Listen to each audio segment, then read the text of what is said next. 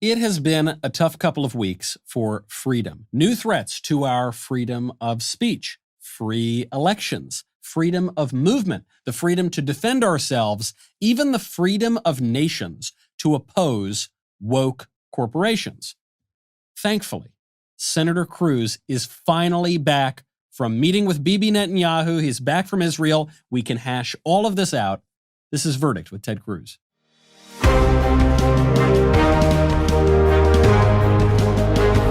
Welcome back to Verdict with Ted Cruz. I'm Michael Knowles. Senator, welcome back to the States. I'm glad you're back. Michael, good to be with you. So I want to hear all about Israel. I want to hear about this meeting with Bibi Netanyahu. You were with him on actually rather an historic day. But I don't want to talk about that right now. I want to be very selfish and first get to things that directly affect me. Namely, there is a new rule being passed by the ATF. That's the Bureau of Alcohol, Tobacco, and Firearms, three of my favorite things. We were warned that the new ATF picks were on the radical side, but the headlines I'm seeing is that there are new threats to very popular weapons and the Second Amendment. What is happening? Well, so the ATF put out a new rule today that prohibited stabilizing grips on pistols, so shoulder stocks on pistols.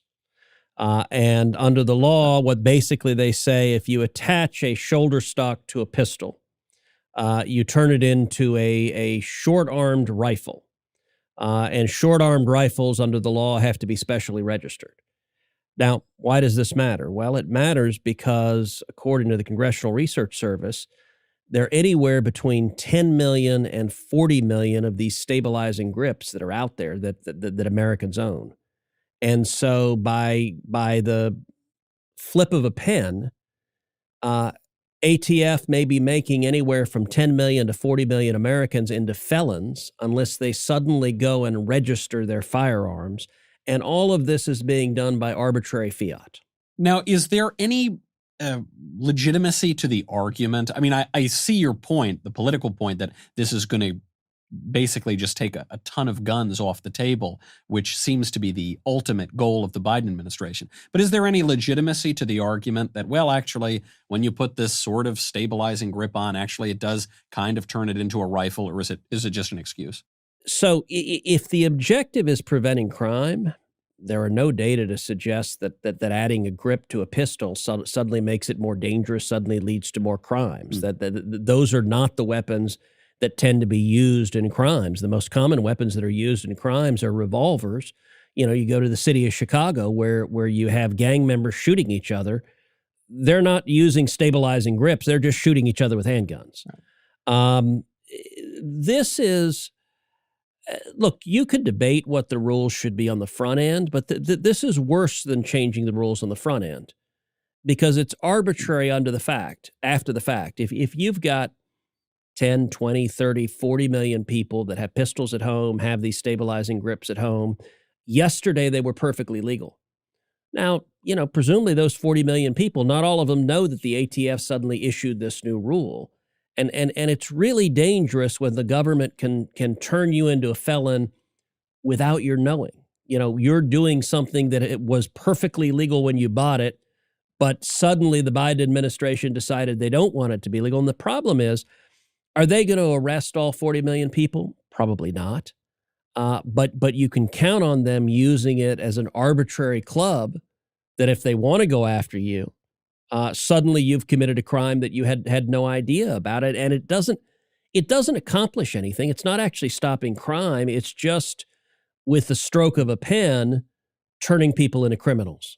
That's a point I had not considered because I could see this quibbling over, well, now it looks more like a rifle. And in a way it kind of, and what is a rifle really?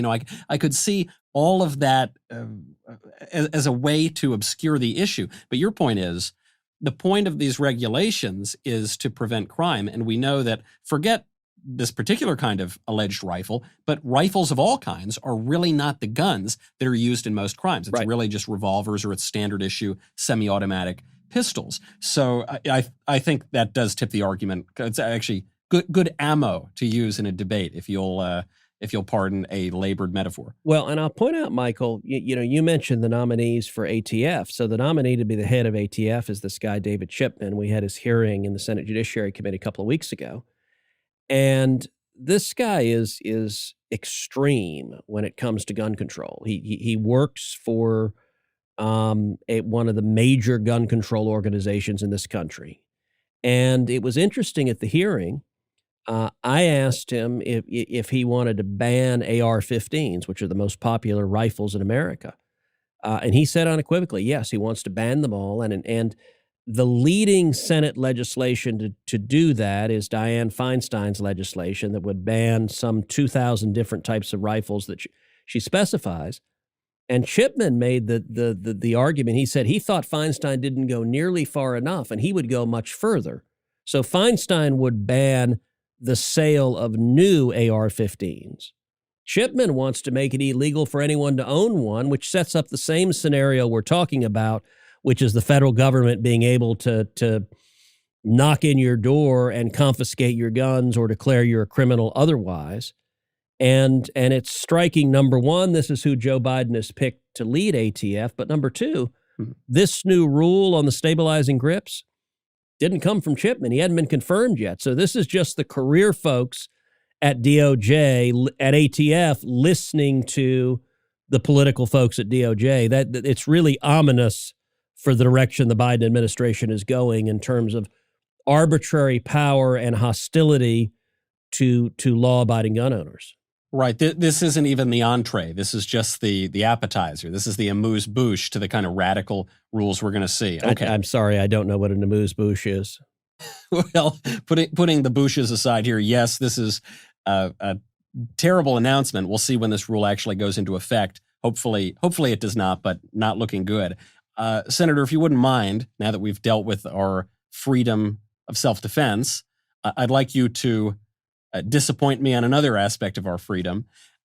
These vaccine passports seem to be cropping up on the international stage, and there are a lot of politicians in the United States pushing for them here at home as well. Now, actually, I should say there is a little glimmer of hope here, and it came out of you. You introduced a bill to ban this stuff. So I did. I introduced a bill that would ban mandatory vaccine passports, would ban the government issuing vaccine passports. Now, listen, my view on it, I support vaccines. I think vaccines are a good idea.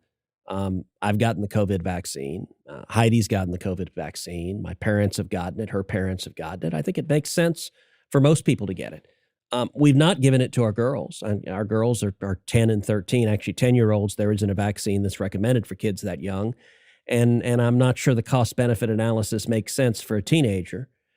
But I think whether you get the vaccine or not should be a question of individual choice. It should be up to you as an individual to look at your own health situation and decide, do I want the vaccine or not? For me, I wanted it. I wanted the peace of mind. I wanted the freedom that comes from getting it. But you're right. There are a whole bunch of politicians that are wanting, number one, the government to issue a vaccine passport, an official thing like your passport, like your driver's license.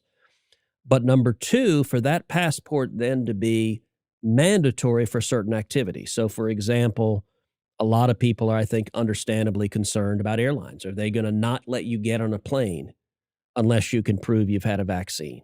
Employment. We have seen instances across the country of people being terminated if they don't get vaccinated. And my view is that's wrong. That should not be permitted. And so what my legislation does is prohibits the federal government from issuing a vaccine passport, prohibits the government from requiring proof of vaccine status. It protects the privacy of your healthcare information. And you think about everything else in your healthcare information, that privacy is protected by law. And then it adds whether or not you're vaccinated to the list of federal civil rights protections that are protected in the course of employment. So just like you can't be fired from your job because of race, because of ethnicity, because of gender, because of religion, it likewise says you can't be fired from your job because of whether or not you've chosen to be vaccinated. And on this piece, essentially what the legislation does is it incorporates the framework of the Americans with Disability Act. So there may be some jobs for which being vaccinated is an employer could reasonably conclude that that is necessary for that particular job. Maybe dealing with patients who may or may not have COVID and may be immunocompromised. That might be one example where you could conclude it was reasonable to want care providers to have to be vaccinated. But the way the Americans with Disability Act works is if you have a disability, your employer has to make a reasonable accommodation. And likewise, if you choose as a matter of personal choice not to get the vaccine, if my bill passes into law, the employer would have to make a reasonable accommodation for that individual choice you made. I was so pleased when I saw this headline. I'm not flattering you in any way.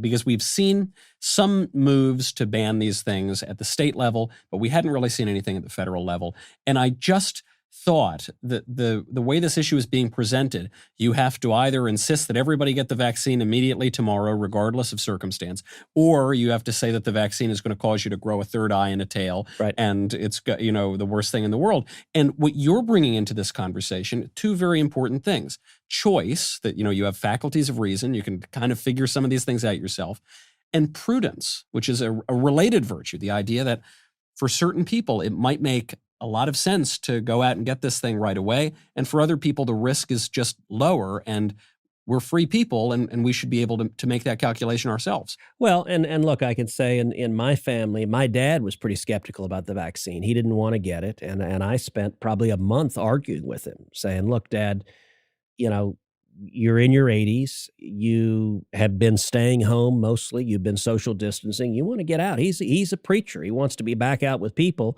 I said, you'd be much happier if you get the vaccine and you can go out and interact with people and return to some semblance of normal life. And ultimately he was persuaded. But I think families can work through this and consider the pros and cons. Yeah. Are there risks to any experimental drug? Of course there are. And that's where rational adults can make their own cost-benefit analysis and decide what makes sense for them. Now, this issue, I suppose it's more on the conservative side of things. I've noticed the left and the Democrats tend to be much more, they're more in favor of government mandates generally, but certainly with regard to this. Is there any way to pry some Democrats over to come and support a federal ban on the vaccine passports? I don't know. I'll confess I'm skeptical. I have not seen any Democrats in the Senate expressing concern about vaccine passports. Now, the most promising aspect is actually the Biden administration. Jen Psaki at a White House press briefing said the Biden administration would not be requiring vaccine passports and would not be issuing them, that the administration wouldn't be issuing them. That's good. And so part of what I'm saying is, well, look, if Joe Biden is saying this, then we ought to be perfectly willing to codify it, to put it in a statute. And more importantly, to provide some protection so that you can't be fired arbitrarily if you choose in your own life not to get a vaccine. And in a normal circumstance, there would be Democrats willing to protect health privacy. That often is a bipartisan issue. Sometimes protecting civil liberties is a bipartisan issue. With COVID, I don't know that I'm all that optimistic that Democrats are going to be interested in doing so, because they're really vested in the authoritarian state when it comes to COVID, and so I'm certainly going to try. I hope Democrats will agree, but if you ask me, I'm going to hold my breath on this. No, I'm not going to hold my breath on this one. Well, there may be some hope here, I suppose, because of the timing of this all. I know how much you hate to say I told you so. You know how much I hate to say I told you so. However, we told you so. On this program, we raised a lot of questions about the prevailing narrative on the coronavirus, on the lockdowns, on China, on all of these things well over a year ago. And people called us kooks and conspiracy theorists and rubes and all sorts of things. And it turns out that we, and not just us, there were other people too, were completely right. And that seems to have been proven this week with the release of Dr. Fauci's emails. 3,000 emails obtained through an ordinary Freedom of Information Act request. Does the release of the Fauci emails change any of the political situation on COVID in Washington? Well, let me point out, as a matter of logic, just because we were right doesn't mean that you and I are not kooks and conspiracy theorists and a bunch of rubes. Good point. As the old line says, just because you're paranoid does not mean they're not out to get you. When it comes to the origin of the vaccine, I actually went back and looked, and this podcast in March of last year, we were one of the very first podcast news outlets, kind of outlets anywhere. So we had two different episodes, one in March, one in April of last year, where we went through in real detail the evidence that we knew at the time about COVID, about where it came from. And we walked through how Wuhan, there are two different labs, Chinese government labs, studying coronaviruses from bats, that one of the labs is 400 yards away from the wet market, that the odds were statistically really slim that this was a coincidence. And we said on this pod in March of last year that the preponderance of the evidence supported the conclusion that this escaped from a Chinese lab. Now, I'm amazed. We haven't been banned yet. So far, verdict is still out there. Now, I say that midway through this episode, and suddenly I may stop mid-sentence, so I don't know. But you look at these Fauci emails, I got to say, this Fauci guy is a piece of work. Smug, condescending, willing to control people arbitrarily. And the emails, so you have emails where scientists are raising with him in the spring of last year, hey, this virus looks like it may have been manufactured in a lab. And actually, when we talked about it, we broke it down into two aspects of the theory. One was, did it escape from a lab? In other words, and two was it manufactured in a lab? And what we said a year ago is we said on the latter, the evidence supports the conclusion. Yes, we don't have direct evidence. We need an investigation to determine if that in fact happened. But the preponderance of the evidence we have suggests that it escaped from the lab. On the first question, was it manufactured in a lab? You recall there were Washington Post fact checks and others that had scientists saying, we've looked at the virus and concluded that based on the characteristic of the virus, it's naturally occurring. It wasn't made in a lab. And listen, you and I aren't biologists. I don't know how to look at a virus. So I was like, okay, if the scientists say that, I guess that sounds. So we said at the time, okay, I'm not maintaining that it was manufactured in a lab. Well, unbeknownst to you and me, at the exact same time all of the press was orchestrating these stories, scientists within the NIH were saying, gosh, looking at this virus, it looks like it may have been manufactured in a lab. Right. And there's something called gain of function research. And I think it's worth, Michael, pausing and reflecting on that, because people are hearing that term and they don't necessarily know what it means. I mean, that's kind of a weird term, particularly if you're not a virologist, to know what it means. And my understanding, kind of a layman's interpretation of gain of function research, is that you take a virus and you alter the genetic code in it. And you alter the genetic code to make it more deadly, to make it more contagious. You change it to basically turn it into a super virus. And it's a very controversial type of research. It is research that Fauci and congressional testimony insisted, no, that wasn't going on in Wuhan. No, the federal government wasn't funding it, the U.S. federal government. And we now know from the Fauci emails and other sources, yes, it was going on. There was gain of function research going on. Yes, the federal government was funding it. Yes, Fauci was funding it. And we now know from the emails, there were scientists raising at the time that it appeared this may be a virus genetically modified by the Chinese labs to make it more contagious among humans. If that's true, look, it's one thing if sloppy security at the Wuhan Institute for Virology resulted in an accidental leak. That's really bad, and China bears culpability for the millions of deaths and trillions of dollars of devastation that have come from this. But if on top of that, they made the virus and then screwed up and let it leak. It is a level of responsibility that is really, I don't think earth-shattering is too strong a term for it. And that Fauci was getting emails suggesting at the time, and then he would go out publicly and adamantly conclude, no, this wasn't manufactured in the lab. We know that it occurred naturally. I'm sorry, that's not science. That's propaganda. And the most disturbing aspect of these Fauci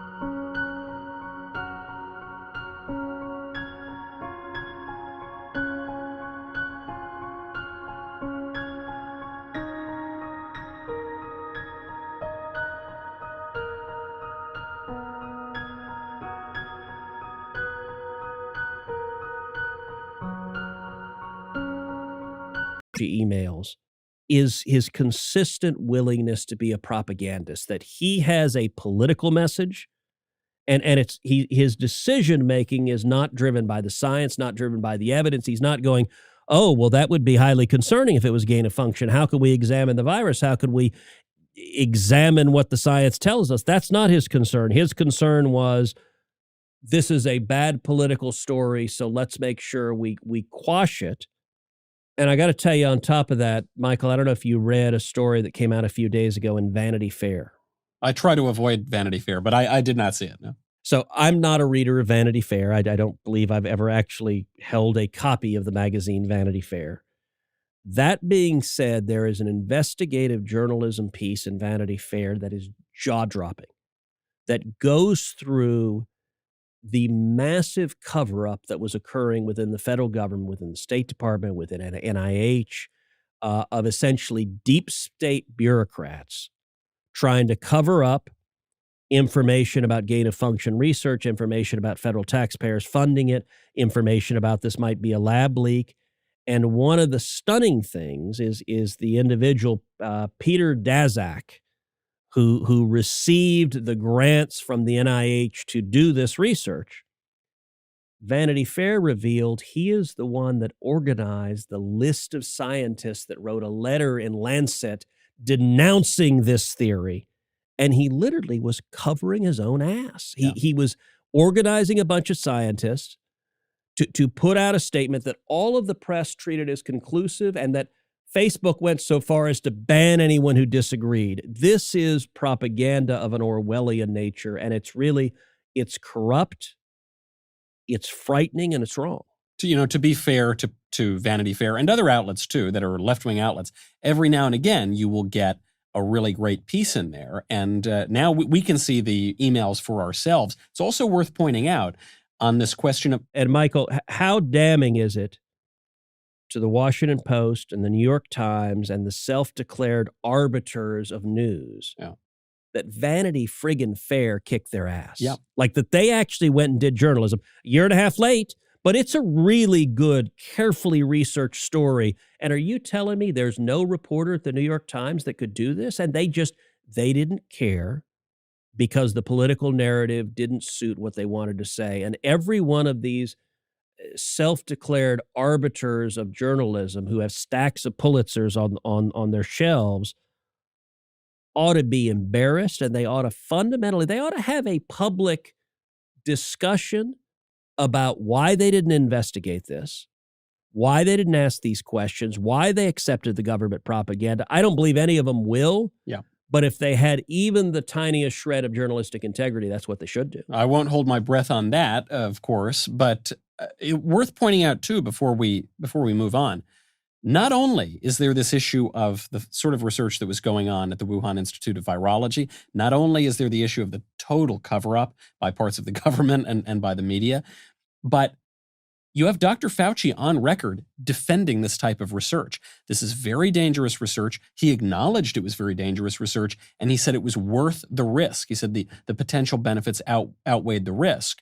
I agree. It seems like we're all being distracted here. We're all being told we have to talk about the passports and all of our measures of how we're going to protect ourselves.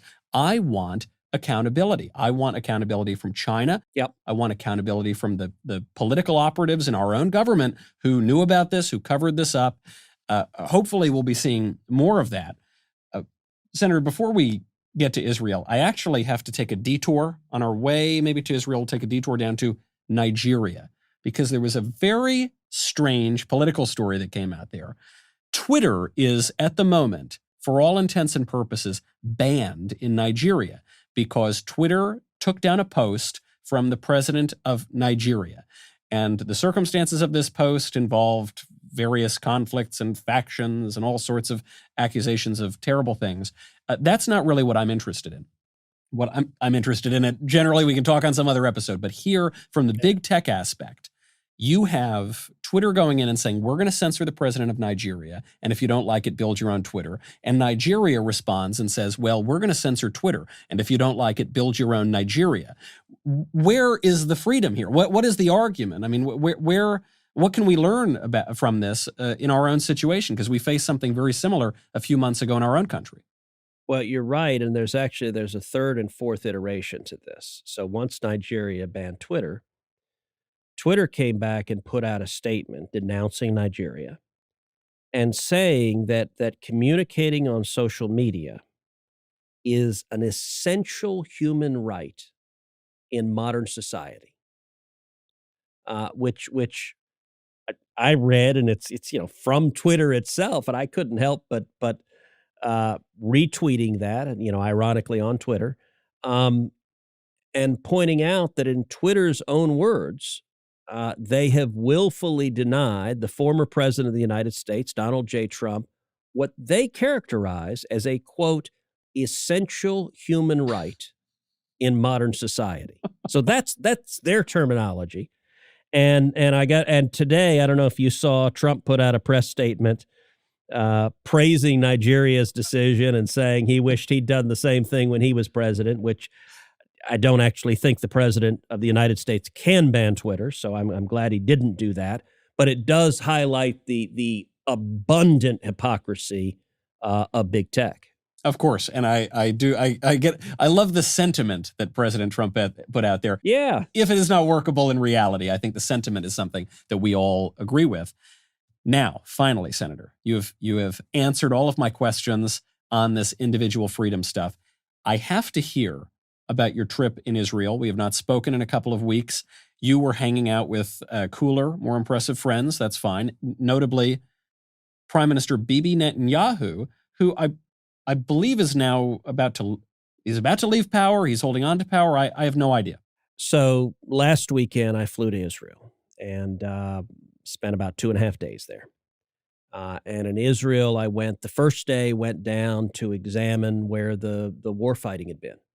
And so went down to the border of Gaza, went and met with IDF, Israeli Defense Forces soldiers, met with General Harris, the military attaché of the United States Army that is down there in Israel, went to an Iron Dome battery, which the Iron Dome is this amazing missile defense system that Israel has developed with the United States' assistance that shoots down rockets. And it has over a 90% intercept rate. It's an incredible piece of technology. And so the first day was visiting all of these locations. The second day I was there, I met with various government leaders. And so met with the foreign minister, met with the defense minister, met with the energy minister, met with the president of the Knesset. But the most interesting meeting was the meeting with Prime Minister Netanyahu. And part of what made it interesting is the circumstantial timing. So I booked the trip just because Israel had just had over 4,000 rockets raining down upon it, and I wanted to go and show my support for Israel and to hear firsthand what they needed and what their assessment of the situation was. But the day we're there is the day it's announced that essentially there was a revolt And as we sit here today, at least, it looks like there's going to be a new government in Israel. So what happened while we were there is there's this guy named Naftali Bennett who leads a small party, just has 6 seats in the Knesset, so very small, that is ideologically to the right of Netanyahu. It was announced while I was in Israel that he was forming a government with the left-wing parties.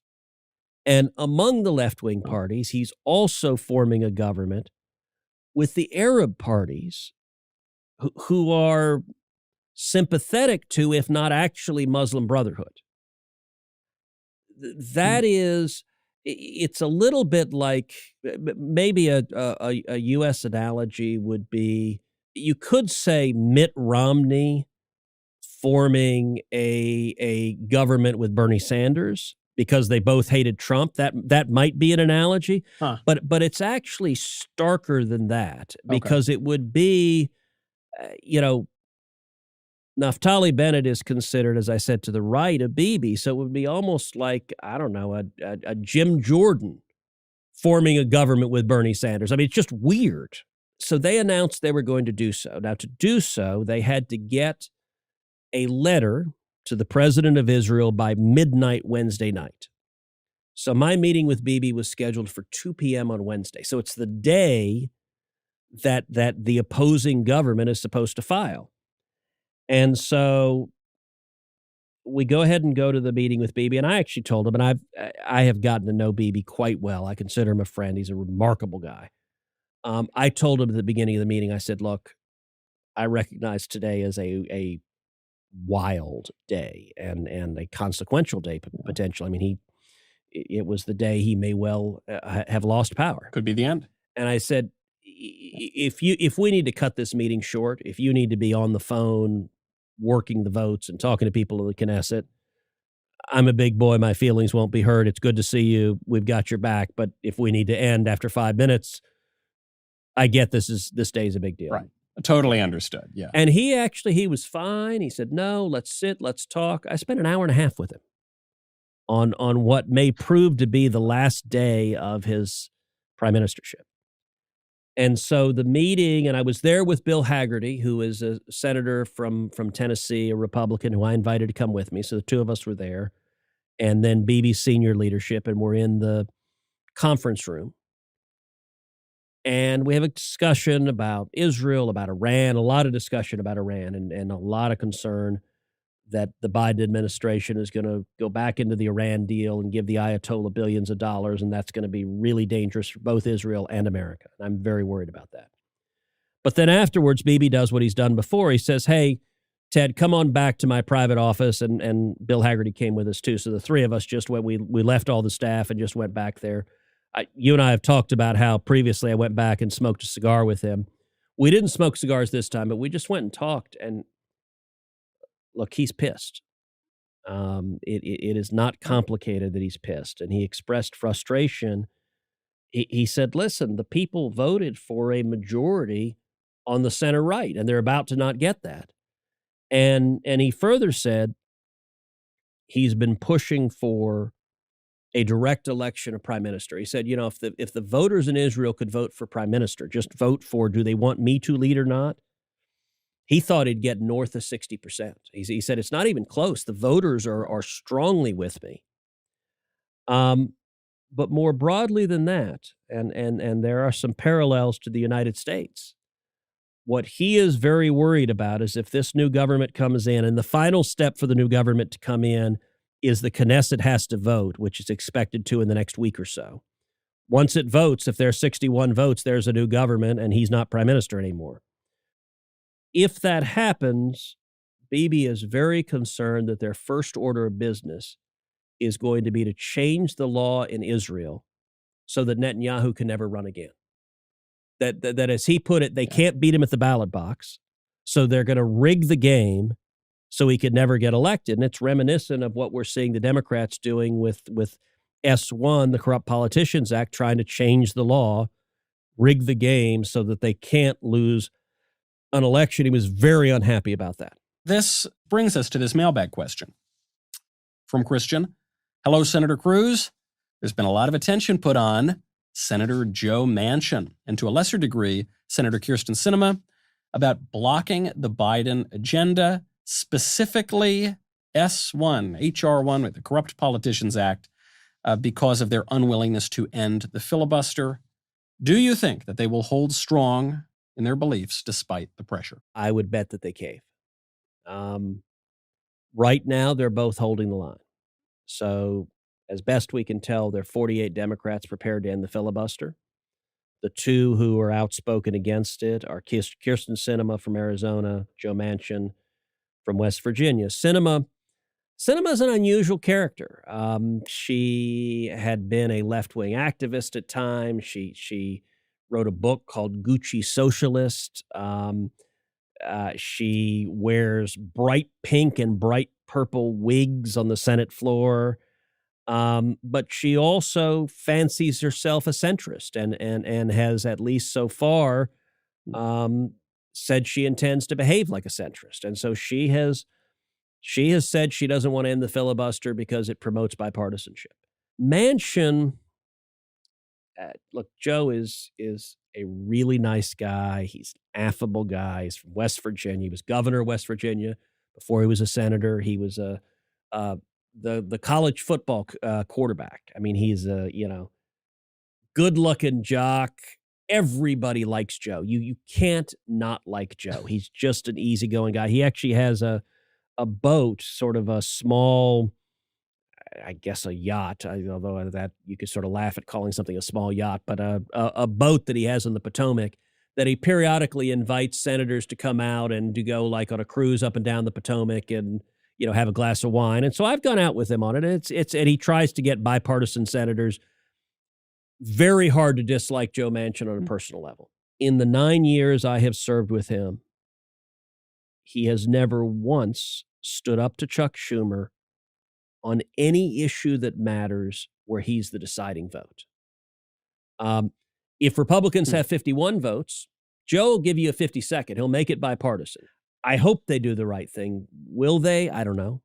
A little pressure might help. A little gratitude and a little pressure. Before we go, Senator, we have mere seconds left, but I really need your answer on this question. I'd be curious to see how you answer. This is from Patrick. It says, for either of you to answer, do you recommend going to an Ivy League school, given the woke takeover that has happened?